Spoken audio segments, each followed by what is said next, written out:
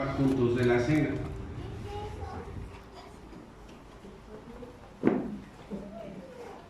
Antes de comenzar, les invito a que cerremos nuestros ojos y oremos.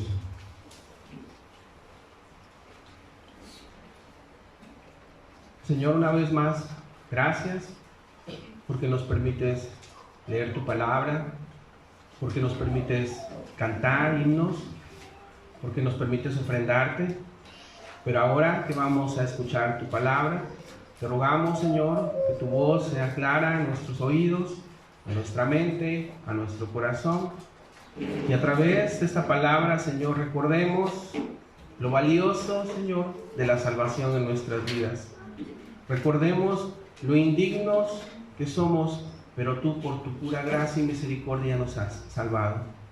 Señor, que valoremos el privilegio de ser tus hijos y la certeza de ser ahora habitantes del cielo, del paraíso, porque solo tú así lo has decidido y porque solo tú, a través de tu Hijo Jesucristo, ahora tenemos nosotros la certeza de la salvación.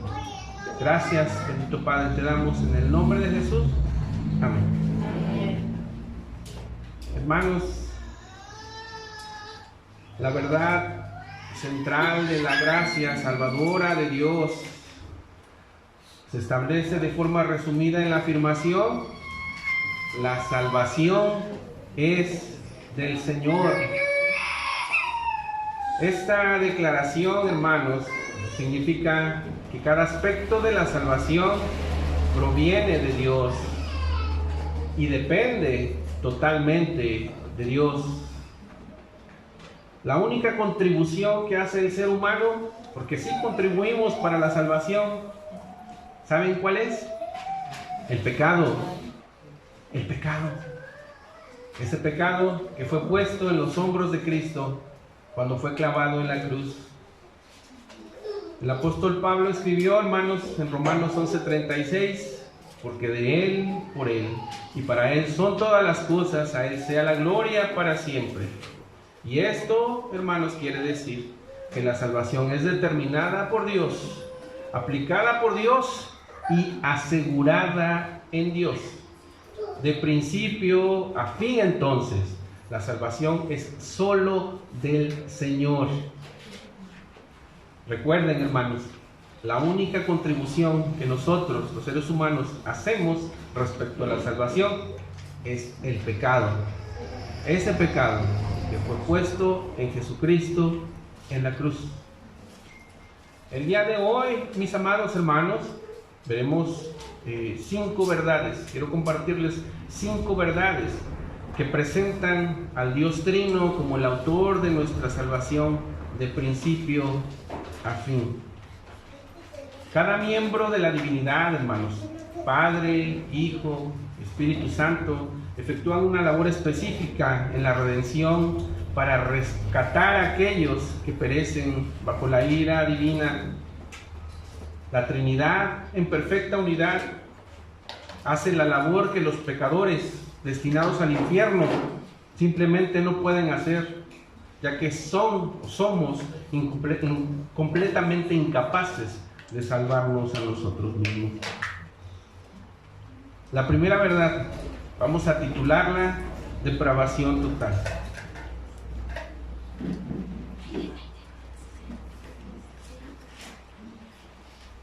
El primer hombre, hermanos, Adán, pecó y su transgresión, su culpa, fueron inmediatamente imputados a toda la humanidad, excepto a Cristo. Con este único acto de desobediencia de Adán, hermanos, él contaminó moralmente cada parte de su ser, su mente, sus afectos, su cuerpo, su voluntad. Y por este pecado la muerte entró al mundo y la comunión con Dios se rompió. Romanos 5:12 dice, por tanto, como el pecado entró en el mundo por un hombre y por el pecado la muerte, así la muerte pasó a todos los hombres por cuanto todos pecaron. Romanos 5:12. La culpa y la corrupción de Adán, hermanos, fueron transmitidos a su descendencia en el momento de que nacemos. Cada uno de sus hijos heredaron esta misma naturaleza y de manera consecuente se ha ido transmitiendo de generación en generación hasta el día de hoy. La naturaleza perversa de Adán se ha extendido a toda la humanidad. Fuera de la gracia, amados, nuestras mentes están oscurecidas por el pecado, incapaces de comprender la verdad. Efesios 2:5 dice, aún estando nosotros muertos en pecados, nos dio vida juntamente con Cristo. Por gracia sois salvos. Nuestros corazones están contaminados, son incapaces de amar la verdad y de buscar a Dios. Nuestras almas, hermanos, sin Dios, se dirigen al infierno, se dirigen a la perdición. Nuestras voluntades están muertas e incapaces de elegir lo bueno. La corrupción moral contamina a todas las personas desde su nacimiento. Dice Colosenses 2:13, y a vosotros, estando muertos en pecados y en la incircuncisión de vuestra carne, os dio vida juntamente con él, perdonándoos todos los pecados. Colosenses 2:13. Hermanos, pues en su estado no regenerado, nadie busca a Dios. No hay hombre que busque a Dios. Nadie es capaz de hacer el bien. Todos están bajo la maldición de la ley y como resultado, la muerte eterna. Esto fue lo que llamamos la depravación total. Y es una de las 5 verdades que quiero compartirles el día de hoy. ¿Qué dice la palabra respecto a lo que les he compartido? Bueno, pueden anotar los que llevan nota. Isaías 53:6. Romanos 3:10 al 12. Primera de Juan 1:8 al 10. Génesis 6:5. Jeremías 17:9. Mateo 15:19.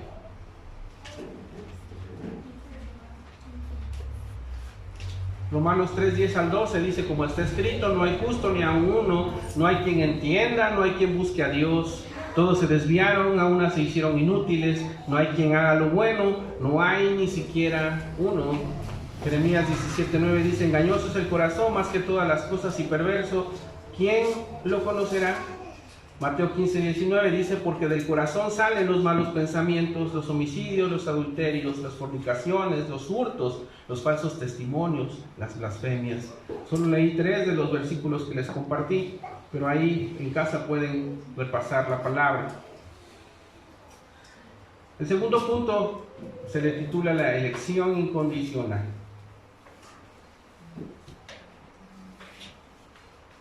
Esto es algo, hermanos, cuando las personas lo escuchan, chocan. Es algo que muchos no pueden entender ni aceptar. Dios elige a quien Él quiere elegir. Nuevamente, Dios elige a quien Él quiere elegir. Hermanos, pues debido a que estamos muertos, o sea, literalmente inhabilitados de tomar cualquier tipo de decisión que nos ayude, la única salida a nuestra muerte espiritual es que Dios nos saque de ella. Dice 2 de Timoteo 2:9, quien nos salvó y llamó con llamamiento santo, no conforme a nuestras obras, sino según el propósito suyo y la gracia que nos fue dada en Cristo Jesús antes de los tiempos de los siglos. Si realmente, hermanos, creemos que somos malos y si realmente creemos que merecemos el infierno, entonces no tenemos derecho a quejarnos de que Dios ejerza su gracia soberanamente, ¿verdad? Entonces, la elección incondicional simplemente significa que Dios escoge dar vida eterna sin haber visto nada bueno en sus elegidos. Juan 15:16, pues no nos da lugar a dudas. Dice, ustedes no me eligieron a mí, sino que yo os elegí a ustedes y los designé para que vayan y den fruto y vuestro fruto permanezca. ¿Qué dice la palabra al respecto? Bueno, pueden anotar Romanos 9, 14 al 16, Efesios 1, 3 al 5, Segunda de Tesalonicenses 2, 13 al 14,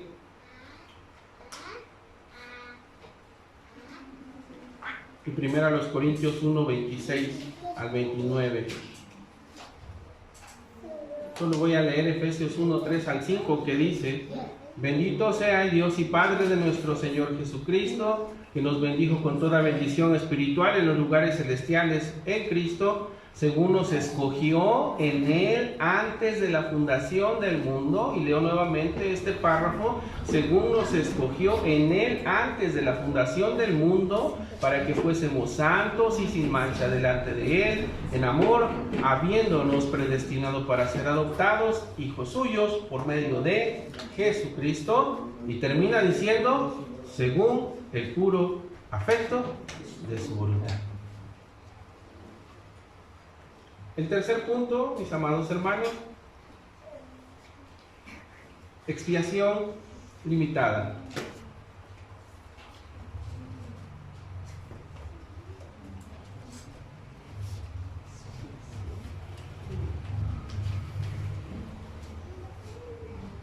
La muerte de Cristo, hermanos, paga por todos los pecados de los que han sido elegidos. La muerte de Cristo paga por todos los pecados de los que han sido elegidos. El perdón de los pecados está disponible para todos los pecadores, pero solo es efectivo para aquellos que el Padre ha predestinado desde antes de la fundación del mundo. Jesús, hermanos, redimió a un pueblo específico a través de su muerte, asegurando y garantizando su salvación. Y hermanos, ni una gota de la sangre de Jesús se derramó en vano. Él verdaderamente salvó a todos por quienes murió. En escritos de algunos grandes hermanos, conocedores de las Escrituras, como Juan Calvino, John Owen y Charles Husch, podemos encontrar: suficiente para todos, efectivo para algunos. La sangre de Cristo, hermanos, tiene la capacidad de salvar a todos si esa fuese la voluntad de Dios. La expiación de Cristo es suficiente para que toda la humanidad sea salva, independientemente si creyeran o no, pero solamente es efectiva para los elegidos, para los que creen. ¿Qué dice la palabra al respecto? Pueden anotar Juan 6, 37 al 40, Juan 10, 11 al 15 y Juan 10, 27 al 29.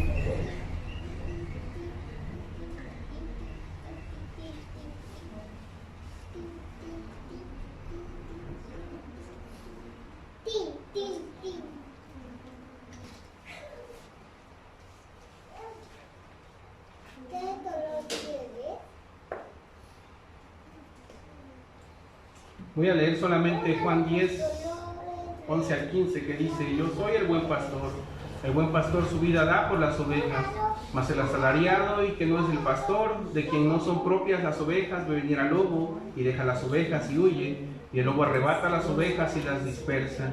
Así que el asalariado huye porque es asalariado y no le importan las ovejas. Yo soy el buen pastor y conozco mis ovejas, y las mías me conocen, así como el Padre me conoce, y yo conozco al Padre, y pongo mi vida por las ovejas. Voy a leer también 27 al 29, dice: mis ovejas oyen mi voz, y yo las conozco y me siguen, y yo les doy vida eterna, y no perecerán jamás, ni nadie las arrebatará de mi mano. Mi Padre que me las dio es mayor que todos, y nadie las puede arrebatar de la mano de mi Padre. Cuarto punto, hermanos, vamos a llamarle llamado eficaz o gracia irresistible.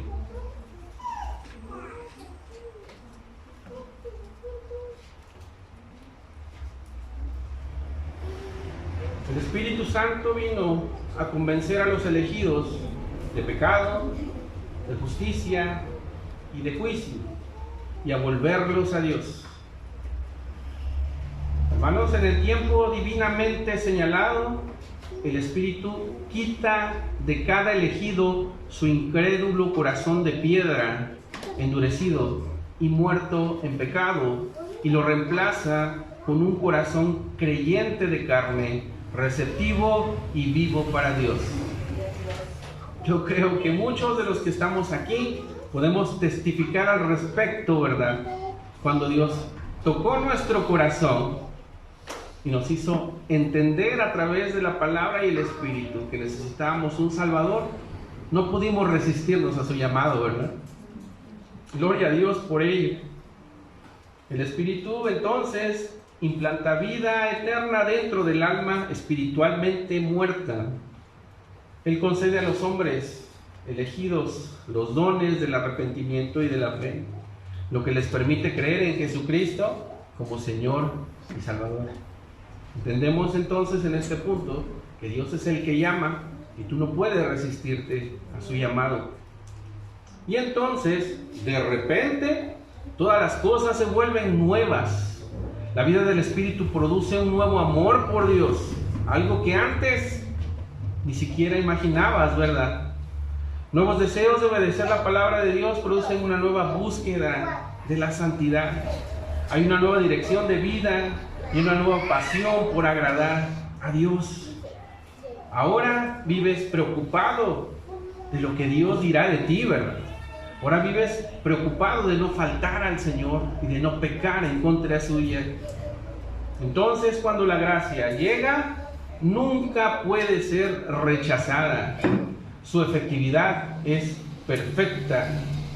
Esto significa que si Dios ha elegido a alguien, y esto puede ser de consuelo para muchos de nosotros que estamos orando por familiares inconversos, si han sido escogidos por Dios, no habrá forma en que esa persona no llegue a ser salva. Así que ¿quiénes somos nosotros para decirle no al Señor? Este es posiblemente uno de los puntos más esperanzadores, ¿verdad?, de toda la teología cristiana.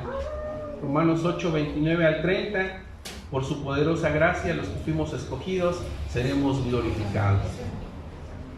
¿Qué dice la palabra respecto a este punto? Juan 6, 37, Juan 6, 44, Juan 6, 65. Segunda de Tesalonicenses 2, 13 al 14. 2, 13 al 14. Primera a los Corintios 1, 9.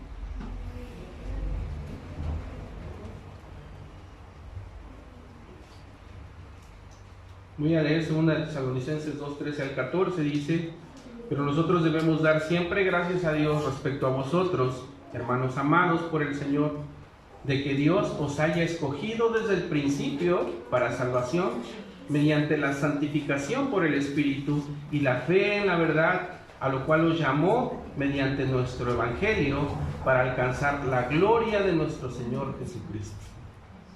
Segunda Tesalonicenses 2, 13 al 14. El último punto, hermanos, y después de esto participamos de la cena del Señor. Vamos a llamarle gracia que persevera.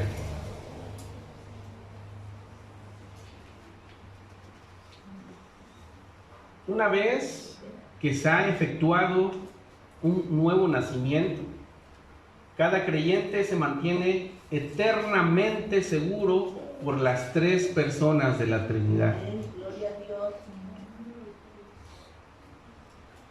Repito, una vez que se ha efectuado un nuevo nacimiento, este creyente está o se mantiene eternamente seguro por las tres personas de la Trinidad.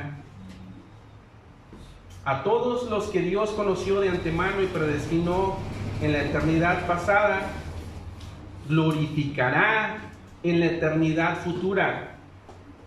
Ningún verdadero creyente ¿Abandonará a Dios o se apartará? ¿Qué sucede entonces cuando de repente vemos dentro de las iglesias personas que se levantan, personas que trabajan dentro de las iglesias, incluso que se ponen al frente y que predican el evangelio? Incluso algunos llamados erróneamente pastores que de repente se van al mundo y se pierden. Simple y sencillamente que no son nacidos de nuevo. La salvación es del Señor y ningún verdadero creyente abandonará a Dios o se apartará. O en otro caso, cuando un hijo genuino de Dios decide abandonar al Señor y vivir una vida de pecado, puede venir la disciplina. Pero bueno, eso es otro tema. Cada uno entonces, cada uno de estos genuinos hijos de Dios están firmemente retenidos por las manos soberanas del Padre y nunca se perderán. Ninguna de las ovejas, hermanos, por las cuales Jesús dio su vida, perecerá.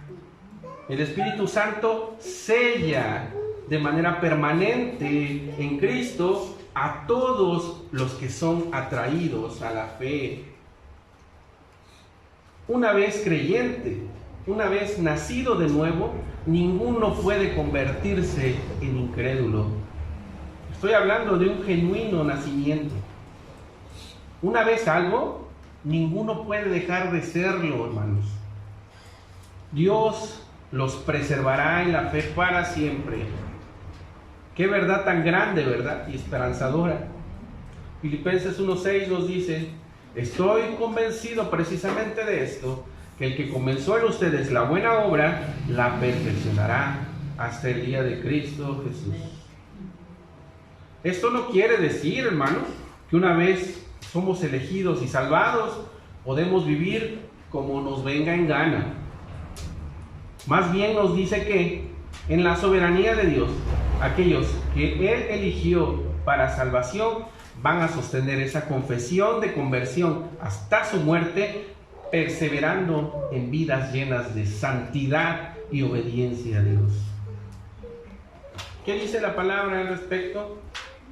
Romanos 8, 35 al 39. Segunda de Pedro 1, 10. Juan 10, 28 al 29. Primera de Juan 3, 9. Y primera de Pedro 1, 5 al 9.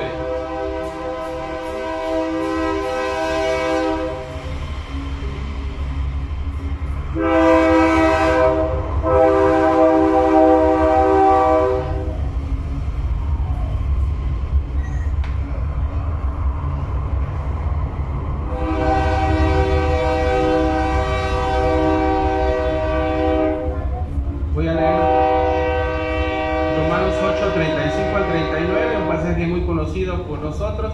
Como está escrito: por causa de ti somos muertos todo el tiempo, somos contados como ovejas de matadero. Antes, en todas estas cosas somos más que vencedores por medio de aquel que nos amó.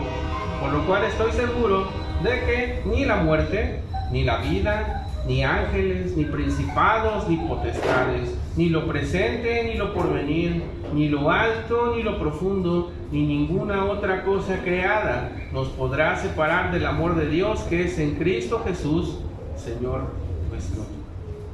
Y primera de Juan 3:9, que dice: todo aquel que es nacido de Dios no practica el pecado, porque la simiente de Dios permanece en él y no puede pecar, porque es nacido de Dios. Hermanos, no nos queda más que dar gloria y honra a nuestro Señor por el haber enviado a su Hijo Jesucristo a morir por nosotros. Y Dios quiera, después de haber escuchado lo anterior, que valoremos la salvación que se nos ha dado, que vivamos vidas santas, agradables y obedientes a Él, hasta que Él nos llame a su presencia o venga por segunda vez.